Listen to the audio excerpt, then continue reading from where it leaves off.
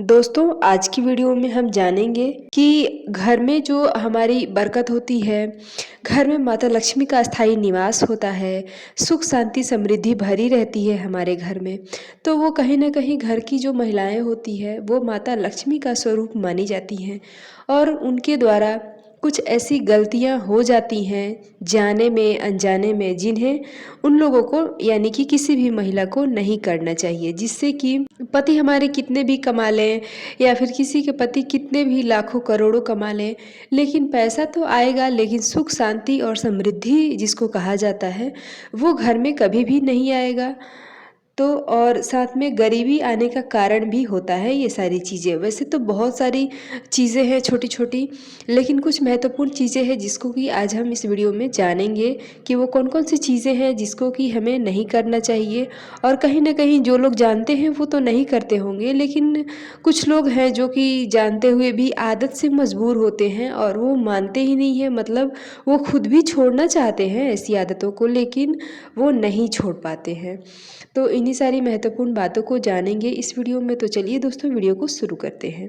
देखिए दोस्तों, हम महिलाएं जो होती हैं, जैसे आप लोगों ने सुना ही होगा कि हम चाहें तो घर को स्वर्ग भी बना सकती हैं और चाहें तो घर को बर्बाद भी कर सकती हैं। तो कुल मिला के कहने का ये अर्थ है कि जिस घर में हमारी शादी होती है वो घर ही हमारा अपना घर होता है और उस घर की सुख शांति वैभव संपन्नता बनी रहे उसके लिए हम अब कुछ कार्य जो है वर्जित होता है, मतलब वैसे तो सभी के लिए वर्जित होता है घर में जितने भी सदस्य हैं, लेकिन विशेष जो महिलाएं होती है उनको ये कार्य करने से मना किया जाता है। तो पहला क्या है, तो देखिए दोस्तों, एक तो है समय पे जगना और समय पे सोना। आजकल की लाइफस्टाइल में जो है ना तो समय पे जगना हो पाता है और ना ही समय पे सोना हो पाता है, फिर सारा रूटीन खराब हो जाता है। ऐसे में हम सोचते हैं कि काश ऐसा हो जाता, काश वैसा हो जाता, लेकिन ऐसा कुछ भी नहीं है दोस्तों। काश कभी नहीं होता है, हम करना चाहते हैं तो ही होता है, नहीं तो नहीं होता है। तो आप जो है सबसे पहले तो है जल्दी जगे, क्योंकि आप अगर जल्दी जगते हैं तो आपका सारा काम जो है वो सही समय पे हो जाता है, आपको रेस्ट भी मिल जाता है, यानी कि घर की महिलाओं को रेस्ट भी मिल जाता है। तो आप जो है सुबह में जल्दी जगें और रात को जल्दी सोएं। मतलब आप अगर रूटीन में रहेंगी तो घर के बाकी लोग भी रूटीन में ही रहेंगे, अगर आप लेट करेंगी तो घर के बाकी लोग को तो रूटीन टूटना ही टूटना है। तो ये हो गया। दूसरा है कि कभी भी हमें सुबह में बासी मुंह खाना नहीं बनाना चाहिए, यानी कि कुल मिला के कहने का मतलब है कि नहाने के बाद ही हमें किचन में जाके खाना नाश्ता बनाना चाहिए। ये हो गया। अब बहुत सारे लोगों का मन में ये भी होगा कि ये सुबह की चाय है तो कैसे बनाए, पानी गर्म करना है। तो देखिए, अगर आपको मतलब बहुत ज़्यादा दिक्कत हो रही है, सुबह में नहीं नहा सकते हैं, तो आपको अगर चाय पानी बनाना है तो आप वो कर सकते हैं, लेकिन गैस चूल्हा को साफ़ करने के बाद। ठीक है, तो आप जो है चाय वगैरह बना सकती हैं, पानी गर्म कर सकती हैं। जो पतीला चढ़ा के खाना बनाने की जो बात होती है, जैसे कि हम चावल दाल रोटी सब्जी इत्यादि बनाते हैं, तो उसको जो है हमें स्नान करने के बाद अपने मांग में सिंदूर भर लें थोड़ा सा। पूजा समय है तो करें, नहीं तो कोई दिक्कत नहीं है, आप पूजा बाद में भी कर सकते हैं। और इस तरह से हमें जो है यानी कि बासी मुंह से, ये नहीं कि बेड पे से उठे और किचन में जाके बस खाना बनाने लगे, तो ऐसा हमें बिल्कुल भी नहीं करना है। आप चाहें तो ब्रश कर लें, नहा लें। अगर आपको नहाने का समय नहीं मिलता है, ब्रश भी नहीं कर सकते हैं, तो आप सिर्फ मुंह में जो उंगली से पानी डाल के कुल्ला करके उसके बाद ही मतलब ऊपर से मुंह धो के फिर किचन में जाके खाना वगैरह बनाना चाहिए। तो ये क्लियर हो गया।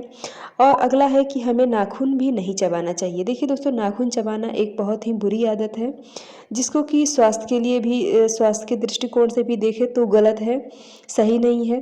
क्योंकि नाखून में आप कितनी भी साफ़ सफाई कर लें वो गंदा रह ही जाता है, और उसको अगर मुंह से दांत से काटेंगे तो गंदगी मुंह पेट में जाएगी और अलग ही पेट दर्द परेशानी अलग बढ़ जाती है, और ये कहीं ना कहीं सही भी नहीं होता है। ठीक है, नाखून को चबाना, हाथ को मतलब कुचरना कुतरना, ये सारी चीज़ें सही नहीं होती है। बार बार बाल को खुजाना, ठीक है, बहुत सारे लोगों के बाल में तो जुएँ वगैरह होती है। हालांकि आजकल के ज़माने में किसी की भी जुएँ नहीं है, लेकिन वो आदत से लाचार होते हैं और अपना टीवी देख रहे हैं, मोबाइल स्क्रॉल कर रहे हैं, तो भी बाल में हाथ लगा के, सिर में हाथ लगा के अपना खुजाते रहते हैं।